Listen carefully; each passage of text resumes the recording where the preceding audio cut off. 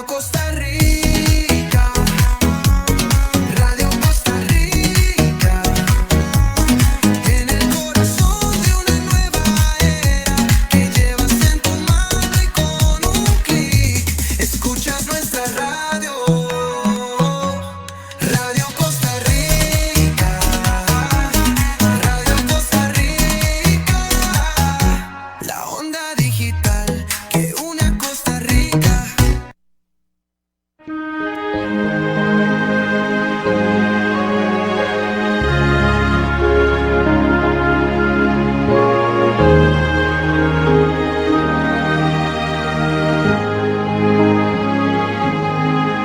En el monte Calvario estaba una cruz, emblema de afrenta y dolor. Y yo amo esa cruz, donde murió mi Jesús por salvar al más vil pecador. Oh, yo siempre amaré esa cruz, en sus triunfos mi gloria será. Y algún día en vez de una cruz, mi corona Jesús me dará. Hola, tengan todos muy, pero muy buenas tardes. Aunque es una tarde lluviosa, pero la verdad es que con frío, con lluvia, con sol, como sea, estamos siempre aquí presentes para traer las buenas nuevas de salvación hasta sus hogares, hasta donde quiera que ustedes estén. Y como siempre es un placer para mí compartir con ustedes todas estas maravillosas cartas de amor que Dios nos envía día con día para edificación de nuestro espíritu, para compartir con ustedes, para que nosotros nos gloriemos, para que los conozcamos. Son un montón de cosas maravillosas que Dios nos trae con su palabra. Así es que entonces hoy vamos a hablar, como siempre, de patriarcas y profetas, y vamos a patriarcas y profetas, no, siempre me equivoco, y no es patriarcas y profetas, es profetas y reyes. Entonces hoy vamos a hablar un poco más de todos los profetas que han habido en la tierra y que nos han dejado una gran enseñanza para el diario vivir, para el comportamiento, para conocimiento y para un montón de maravillas más. Así es que hoy vamos a ver la purificación de las aguas y estamos viendo al profeta Eliseo. Siempre, como les digo, en profetas y reyes. Así es que vamos a inclinar nuestro rostro. Bueno, primero que todo agradecer a todos ustedes y agradecer a esta empresa maravillosa, Radio Costa Rica, que ha abierto las puertas para que nosotros podamos aprender más de todo este conocimiento que Dios nos da. 930M, Radio Costa Rica, Facebook Live, Laicos en Acción, y también en YouTube. Toda esta información la podemos encontrar ahí. Son montones de videos preciosos con un gran conocimiento que abarcan toda la existencia de la vida en la tierra, desde Adán y Eva hasta el día de hoy, y también todas las profecías que faltan por cumplir hasta que venga el fin. Así es que les invito a todos para que se suscriban a nuestro canal de YouTube, para que vea Laicos en Acción y para que oiga esta programación en Radio Costa Rica 930 AM. Ahora sí, incline su rostro donde quiera que esté y ore con nosotros para poder ofrecer y entregar nuestro programa en las manos de Dios, en las manos de Cristo Jesús, para que Él pueda ampliar nuestras tiendas, nuestros límites más allá de las fronteras para que podamos, que puedan recibir la información dada. Amantísimo Padre Celestial, tú que moras en las alturas de los cielos y ves todas las personas que necesitan esta programación, haz que trascienda, Señor, y que vaya hasta los confines de la tierra para ser enseñada. Señor, te pedimos, Padre eterno, que nos ayudes a manifestar de la mejor manera posible todas estas bellezas que tú hiciste a través de tus patriarcas, de tus profetas, de tus reyes, todas las enseñanzas que ellos nos dieron y las actitudes que ellos asumieron con respecto de esta predicación. Gracias, Padre, por aumentar nuestros límites. Gracias por darnos la sabiduría y la inteligencia para poderla llevar a todos los lugares. Y gracias a Radio Costa Rica, Señor, porque abre las puertas para que nosotros podamos manifestar tu gloria, tu honra, tu sabiduría, tu entendimiento a través de esta puerta, Señor. Gracias te damos en el nombre de Cristo Jesús. Amén. Amén. Bueno, pues hoy vamos a ver vamos a ver un momentito, por favor, el llamamiento de Eliseo. Vamos a ver el llamamiento de Eliseo. Como les dije, siempre dentro de patriarcas y profetas. Pues ya nosotros en el programa pasado habíamos visto cómo Eliseo fue llamado para ser un profeta. Vimos que él era un muchacho humilde, criado en una finca con su padre, en medio de la agricultura, de la ganadería, criando animales también, y que él era un hombre sencillo y obediente a Dios, y que cuando el profeta Elías le había ordenado que lo siguiese, por orden de Dios también, él había decidido seguirlo sin ningún miramiento de su familia, de sus tierras, de su parentela. Entonces Dios le había ordenado a Elías que ungiese a otro hombre para que fuese profeta en lugar suyo. Y le había dicho: a Eliseo, hijo de Safat, ungirás para que sea profeta en lugar de ti. Eso lo encontramos en Primera de Reyes 19:16. Primera de Reyes 19:16. Un momentito.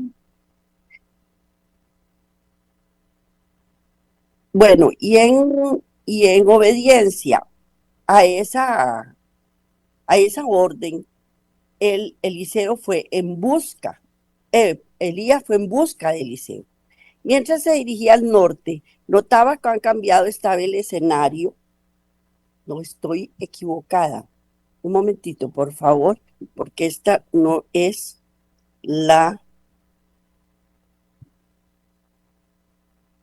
se llama la purificación de las aguas. Ok, perfecto. Y ahora sí estoy bien ubicada. En los tiempos patriarcales, el Valle del Jordán era de riego, como el huerto de Jehová. En ese hermoso valle fue donde Lot decidió establecerse, cuando fue poniendo sus tiendas hasta Sodoma. Recordemos la sequía que había habido durante 3 años y medio en este lugar, en donde todo estaba arruinado. No había vegetación de ninguna clase que estuviera en su apogeo. Y cuando Elías vuelve a pasar por ese lugar, se da cuenta de que el valle estaba reverdecido completamente. Entonces, era un valle tan precioso que parecía el Edén. Y Lot había decidido establecerse ahí. Vamos a leer Génesis 13, del 10 al 12. Génesis 13, del 10 al 12, que dice así: Y alzó Lot sus ojos y vio toda la llanura del Jordán, que toda ella era de riego, como el huerto de Jehová, como la tierra de Egipto en la dirección de Zoar, antes que destruyese Jehová la tierra de Sodoma y Gomorra. Entonces Lot escogió para sí toda la llanura del Jordán, y se fue Lot hacia el oriente, y se apartaron uno del otro. Abraham acampó en la tierra de Canaán, en tanto que Lot habitó en las ciudades de la llanura y fue poniendo sus tiendas hasta Sodoma, hasta Sodoma. Estas tierras preciosas, al ser destruidas, las ciudades de la llanura, la región de alrededor, se transformó en un desierto desolado y llegó a formar parte del desierto de Judea, del desierto de Judea. Subsistió una hermosa parte del hermoso valle, con sus manantiales, sus arroyos vivificantes, para alegrar el corazón del hombre. En ese valle ricos campos de cereales y vergeles y palmeras y otros frutales. Las huestes de Israel habían acampado después de cruzar el río Jordán y habían gozado por primera vez de los frutos de la tierra prometida. Delante de sí tenían las murallas de la fortaleza pagana de Jericó, centro de culto a Astarte, que era la más vil y degradante de todas las formas cananeas de la idolatría. Pronto fueron derribadas sus murallas y sus huertos y sus habitantes, y en ocasión de su caída se hizo en presencia de todo Israel esta solemne declaración: maldito delante de Jehová el hombre que se levantare y reedificare esta ciudad de Jericó. En su primogénito eche sus cimientos y en su menor asiente sus puertas. Era una profecía en donde nadie, absolutamente nadie, podía edificar en ese lugar, en ese lugar. Pues transcurrieron 5 siglos. El lugar seguía desolado y maldecido por Dios. Y aún los manantiales que habían hecho tan deseable la residencia en esa parte del valle sufrieron los efectos de la maldición. Cuando Dios decide abrir una puerta, la abre. Y cuando decide cerrarla, la cierra por completo. Y no hay forma ni de abrirla si Él la cerró, ni de cerrarla si Él la abrió. Y esa tierra había sido maldita, se había dado una maldición sobre ella. Pero en los tiempos de la apostasía de Acab, cuando el culto de Astarte revivió por influencia de Jezabel, Jericó, antigua sede de este culto, fue reedificada. Si bien a un costo espantoso para quien lo hizo. Y él de Betel en Abirán, su primogénito echó el cimiento, y en Segub su hijo postrero puso sus puertas, conforme a la palabra de Jehová. Vamos a leer Primera de Reyes 16:34. Primera de Reyes 16:34, que dice así: en su tiempo, y él de Betel reedificó a Jericó a precio de la vida de Abirán, su primogénito, hecho el cimiento, y a precio de la vida de Segub, su hijo menor, puso sus puertas, conforme a la palabra que Jehová había hablado por Josué al hijo de Nun, al hijo de Nun. Y vamos a leer Josué 6:26. Josué 6:26, que dice: en aquel tiempo hizo Josué un juramento diciendo: maldito delante de Jehová el hombre que se levantare y reedificare esta ciudad de Jericó. Sobre su primogénito eche los cimientos de ella, y sobre su hijo menor asiente sus puertas. Esa fue la profecía de la maldición. Pero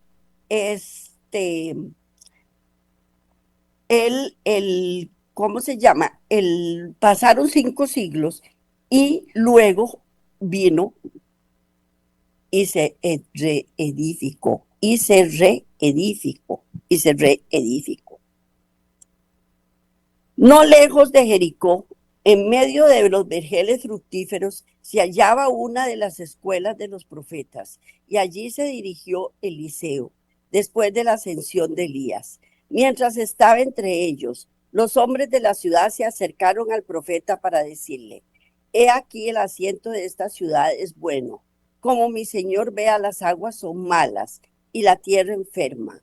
El manantial que en años anteriores había sido puro y comunicaba vida, pues contribuía mucho a abastecer de aguas las ciudades y la región circundante, ya no podía usarse. Así es que era una región completamente desértica, desértica. Las aguas eran malas, la tierra estaba enferma, el manantial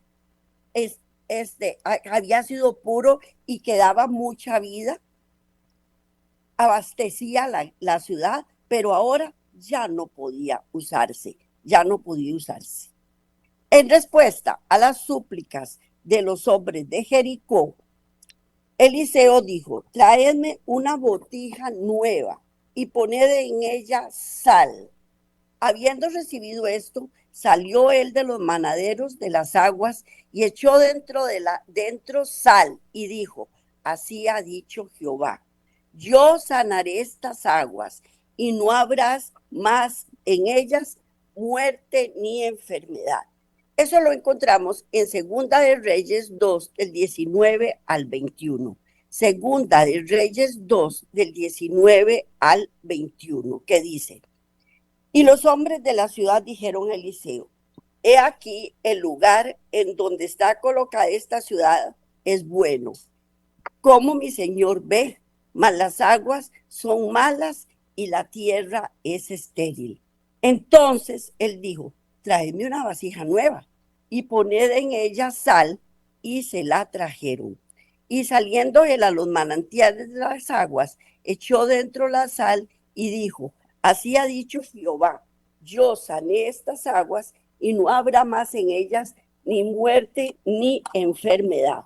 Y no habrá más en ellas ni muerte ni enfermedad. Ni enfermedad. Entonces, ¿que Dios se arrepiente? No. Él da las cosas a su debido tiempo, a su debido tiempo. Y en ese momento, él le proveyó a Eliseo, o le dio a Eliseo la oportunidad de sanar las aguas que estaban enfermas, las aguas que están enfermas. ¿Cómo lo hizo? A través de una botija nueva llena de sal. ¿Qué enseñanza nos deja esto? Que hay muchas veces uno dice: esa persona no tiene cura, esa persona no va a sanarse nunca, esa persona no tiene remedio. Y sin embargo, el Señor es fiel y misericordioso, y Él nos trae, nos devuelve la salud o nos devuelve el deseo de buscarlo a Él. En este caso era algo físico, pero ¿qué es más fácil? Sanar unas aguas de un río que corre, o sanar a una persona. Ahora, recordemos, Dios quiere que todos, absolutamente todos, seamos salvos, todos, sin excepción. Él está ansioso de que nosotros volvamos la mirada a Él y tratemos de buscarle y tratemos de estar con Él, de tener una relación con Él, de tener una amistad con Él. Eso es lo que Él quiere para todos y cada uno de nosotros. Y por más que en una persona ya es inminente la muerte espiritual, para nosotros, para Dios no es imposible.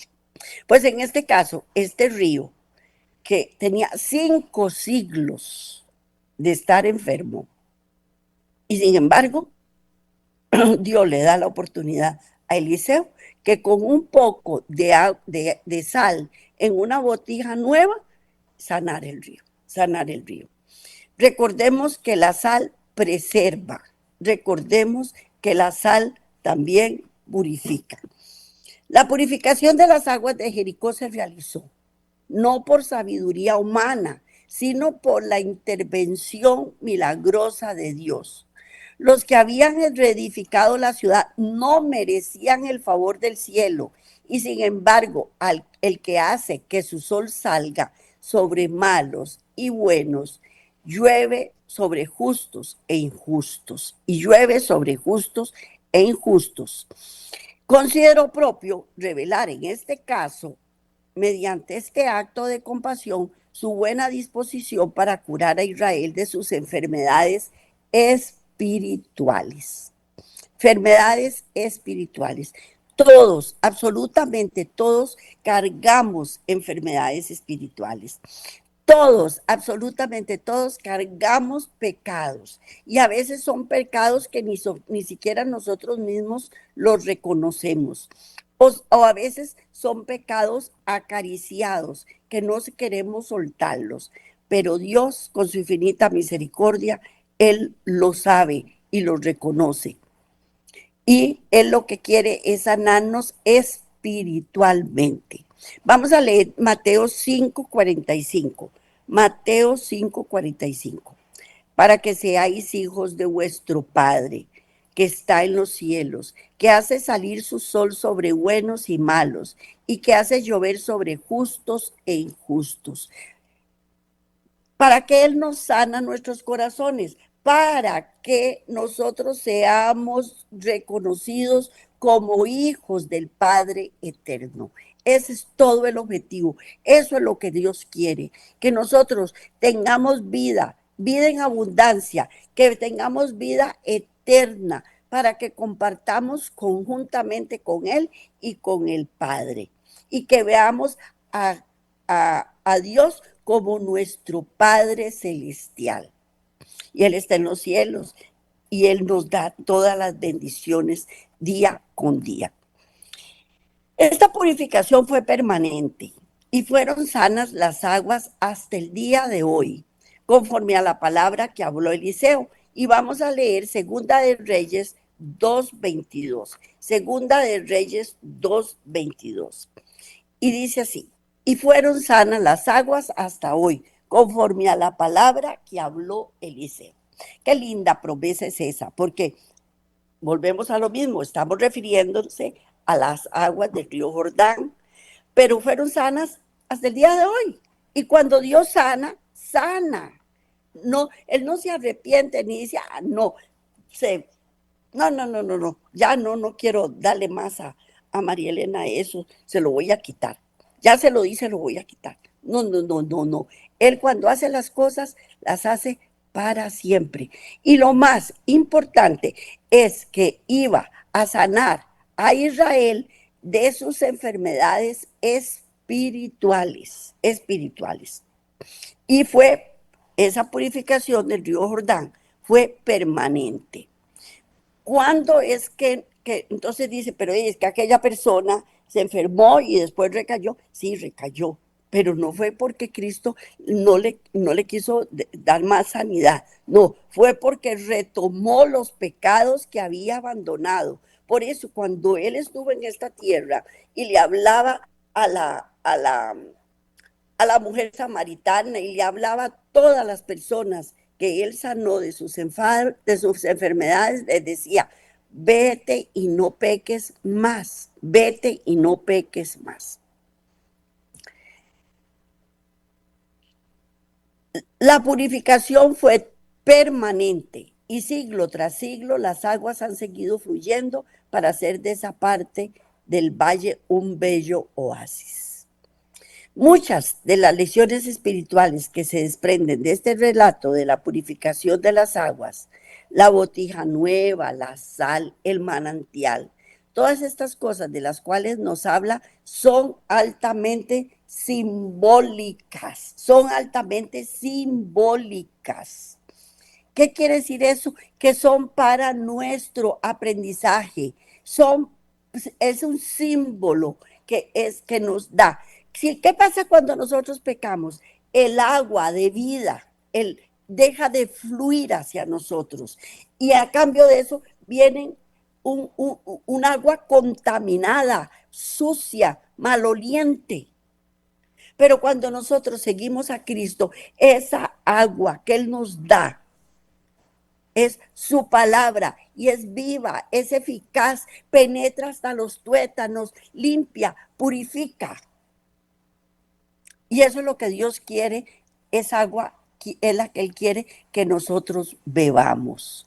Entonces, esta historia es altamente simbólica. Al arrojar sal en el manantial amargo, Eliseo enseñó la lección espiritual que fue impartida siglo más tarde por el Salvador a sus discípulos cuando declaró: vosotros sois la sal de la tierra.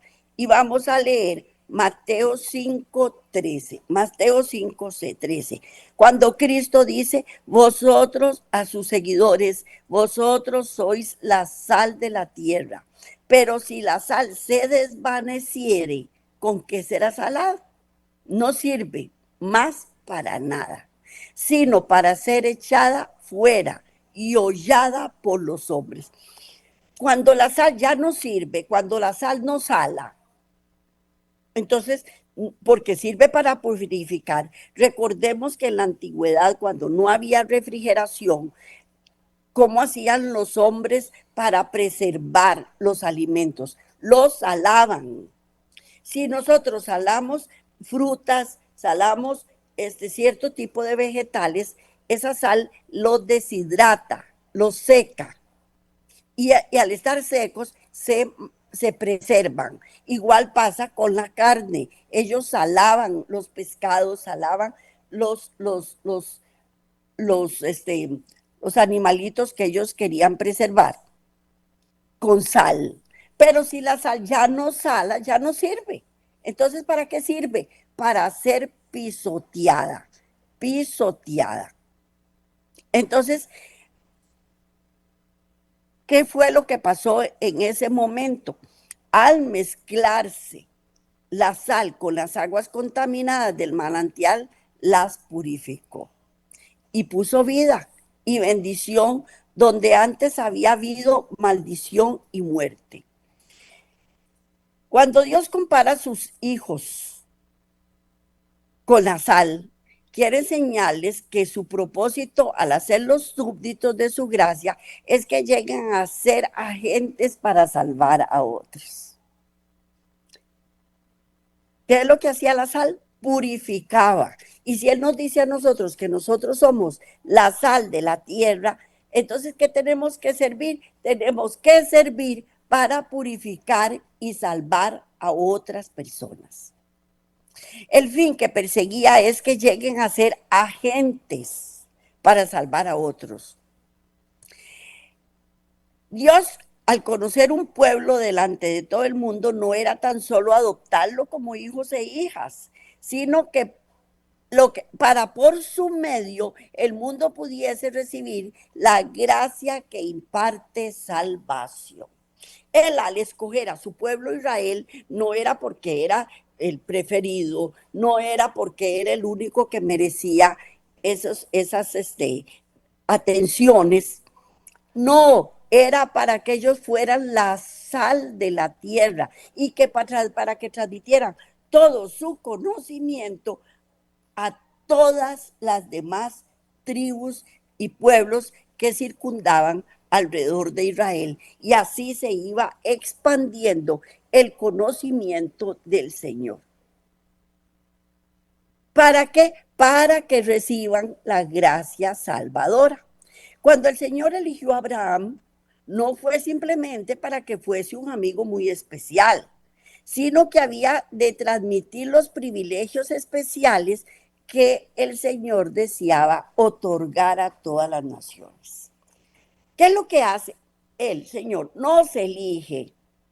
Primero que todo, nos enseña, nos protege, nos guarda, nos bendice.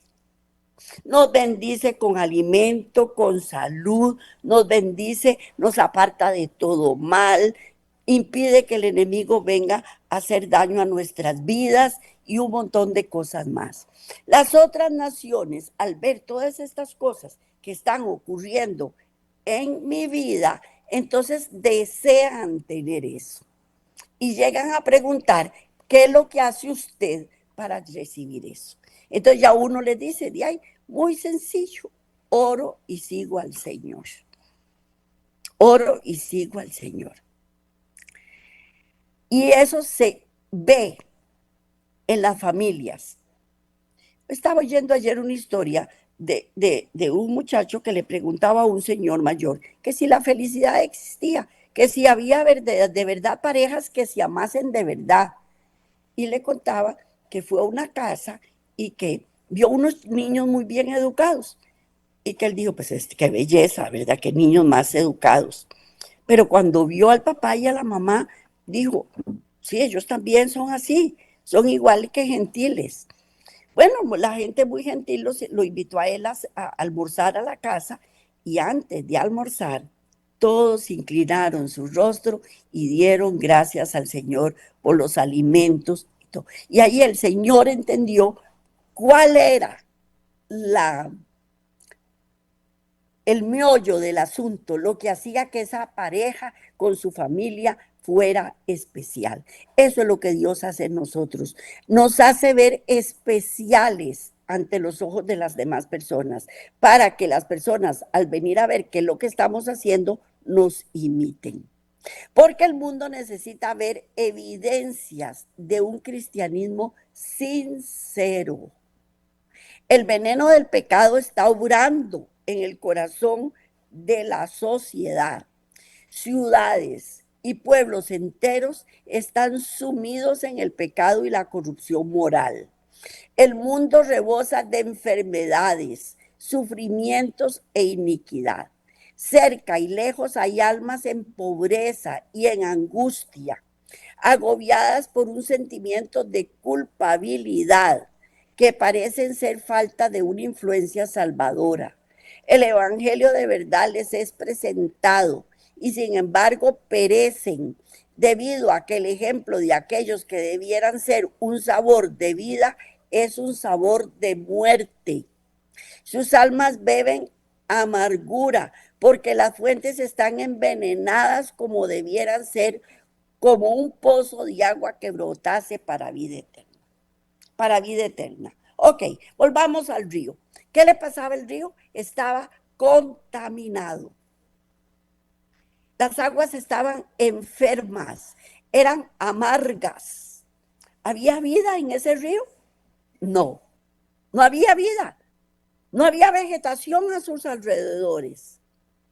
Porque las plantas y los animales son inteligentes y ellos no van a beber ahí. También la palabra de Dios dice, un ciego no puede guiar a otro ciego. Si yo estoy ciega, ¿cómo voy a guiar a otra persona? Si yo tengo ceguera espiritual, no puedo guiar a otra persona. Y eso la gente lo percibe. Si yo llego e invito a una gente a mi casa y les pongo un gran manjar y oro hipócritamente, la gente se va a dar cuenta. Entonces, ¿qué es lo que pasa? Tenemos que sanarnos, quitarnos la amargura, pero para quitarnos la amargura tenemos que quitarnos el pecado, porque el pecado nos trae pobreza, nos trae angustia, nos agobia por un sentimiento de culpabilidad. No hay influencia salvadora. Yo les puedo presentar el Evangelio y leer la Biblia de tapa a tapa. Pero no les estoy dando, o sea, les estoy presentando la verdad, pero no es mi verdad. Y yo necesito que esa palabra se haga mi verdad para poderla yo dar a las demás personas, porque yo no puedo dar lo que yo no tengo. Yo no puedo dar lo que yo no tengo. y ven mi amargura, mi dolor, mi sufrimiento, mi falta de paz, porque eso me lo trae el pecado. Y por más que yo estoy hablando de Cristo y de su palabra, de mí brota agua contaminada. Entonces, ¿qué tenemos que hacer nosotros? Primero, aprender nosotros, sanarnos nosotros, cultivarnos nosotros primero, para después traer hacia ustedes toda la palabra que Dios quiere que nosotros la traigamos. ¿Para qué? Para que brote esa palabra para vida eterna, para vida eterna. La sal debe mezclarse con una sustancia a la cual se añade, debe penetrarla para conservarla. Así también es el poder salvador del Evangelio. Cuando yo mezclo agua con sal, no queda una sola gotita de agua que no haya sido invadida por la sal. Y toda, absolutamente toda el agua me sabe a sal. No es que yo me tomo un sorbo y me sabe dulce, y me tomo otro y me sabe salado. No, toda la sal tiene esa cualidad de que cuando uno la mezcla, se mezcla toda. A diferencia del azúcar, usted mezcla el azúcar y el azúcar se asienta. Entonces usted toma un refresco, un agua endulzada. Las primeras le saben menos dulce, pero los últimos sorbos que usted toma le saben muy cargada de azúcar. Pues la sal no hace eso. La sal no hace eso. Cuando se añade, penetra todo para conservar. Así también es el poder salvador del Evangelio. No se salvan como muchedumbres, sino individualmente. No hay que salvar. Yo puedo dar a todo, a 50,000 personas, le puedo dar la palabra. Pero la salvación llega individualmente. No es a todo el grupo. Bueno, bendiciones si es a todo el grupo el que se logra salvar, pero es individual. La influencia personal es un poder, debe obrar con la influencia de Cristo. Elevar a Cristo eleva, impartir los principios correctos y detener el progreso de la corrupción del mundo. Debe difundir la gracia que únicamente Cristo puede impartir. Debe elevar y endulzar la vida y el carácter de los demás por el poder de un ejemplo puro, unido con una fe y un amor ferviente. Y un amor ferviente. Individualmente debemos tener a Cristo en nuestro corazón. Eso es lo que tenemos que hacer, lo primero. Y luego podemos, una vez que ya hemos hecho, podemos impartir esa salvación a las demás personas. Debe elevar la vida y endulzarla. Y el carácter de los demás debe elevarse por el poder de un ejemplo puro, unido con una fe y un amor fervientes. Si yo no tengo eso, no puedo ayudar a otras personas a elevarse.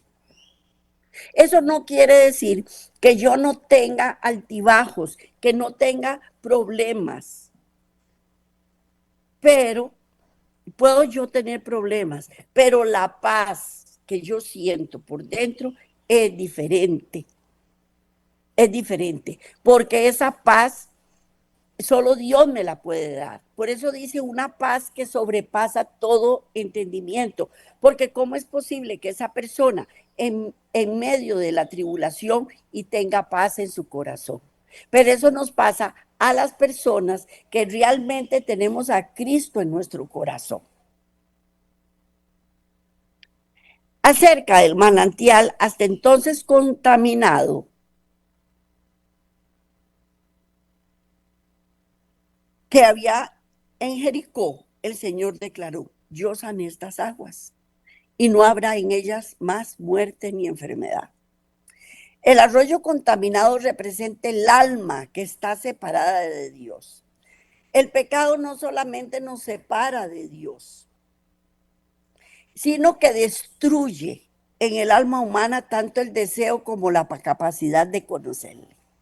No tengo voluntad para salirme del pecado que estoy cometiendo. Eso es lo primero que hace el enemigo y hace el pecado. Anula mi voluntad.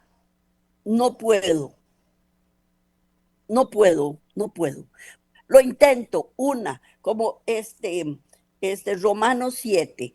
Lo intento una y otra vez para salirme de ese pecado. Y sin embargo, no lo logro. Vuelvo a caer. Ese es el alma que está separada de Dios. Pero cuando Dios nos separa, nos aparta, destruye en el alma tanto el deseo, ese pecado destruye el deseo como la capacidad de conocerle. Por medio del pecado queda desordenado todo el organismo humano. La mente se pervierte, la imaginación se corrompe, las facultades del alma se degradan.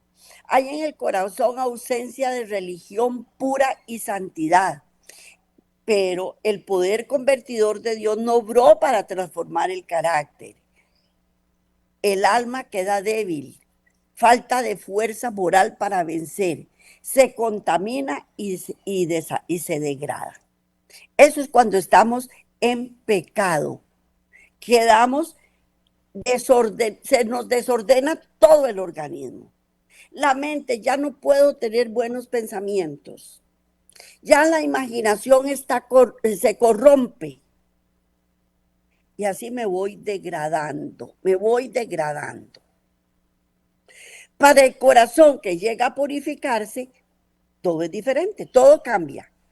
La transformación del carácter es para el mundo el testimonio de que Cristo mora en el creyente. Y al sujetar todos los pensamientos y deseos a la voluntad de Cristo, el Espíritu de Dios produce una nueva vida en el hombre y el hombre interior queda renovado a la imagen de Dios. Hombres y mujeres débiles y errantes demuestran al mundo que el poder redentor de la gracia puede desarrollar el carácter deficiente en forma simétrica para hacerle llevar abundantes frutos. Cuando yo le entrego mi vida a Cristo cuando yo llego y le entrego mi vida a Cristo, ya no voy a tener malos pensamientos. ¿Por qué? Porque todo mal pensamiento va a ser sujeto a la obediencia del Señor. Todo mal pensamiento va a ser sujeto a la obediencia del Señor. Y al no tener malos pensamientos, ya no voy a tener malas actitudes. Y al no tener malas actitudes, mi cuerpo empieza a regenerarse.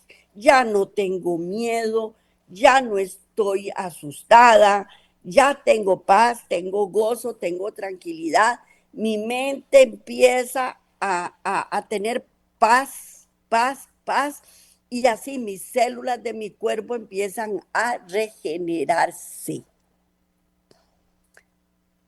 Y ese caos que había, esa tensión, que todo me exasperaba, todo me disgustaba, todo me molestaba, ya se va apaciguando y voy siendo cada día mejor.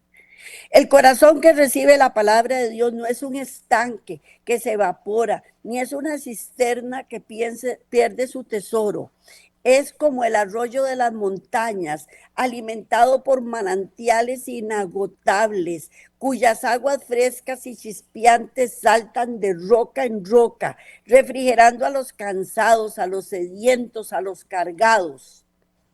Es como un río que fluye constantemente y a medida que avanza se va haciendo más hondo y más ancho, hasta que las aguas vivificantes se extienden por toda la tierra. El arroyo que prosigue su curso cantando, deja tras de sí sus dones de verdor y de copiosos frutos. La hierba de sus orillas es de un verde más fresco, los árboles son más frondosos, las flores son más abundantes, mientras la tierra se desnude y oscurece, bajo el calor que le afecta durante el verano, el curso del río es una raya de verdor en el panorama. Y esa es nuestra vida. Si dejamos huir el agua, que es la palabra de Dios, a medida que avanza, va profundizando, va trayendo más aguas vivificantes, se van extendiendo a toda la gente que está a nuestro alrededor. Cantamos, recibimos dones, damos frutos. Y no solo damos frutos, sino que damos mejores frutos y más abundantemente. Así también sucede con el verdadero Hijo de Dios. La religión de Cristo se revela por mi principio vivificante, como una energía espiritual viva y activa que lo penetra todo.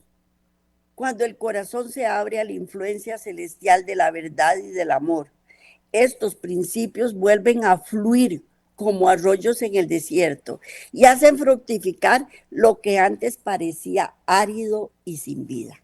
Árido y sin vida. En una ocasión yo les conté a ustedes la forma en que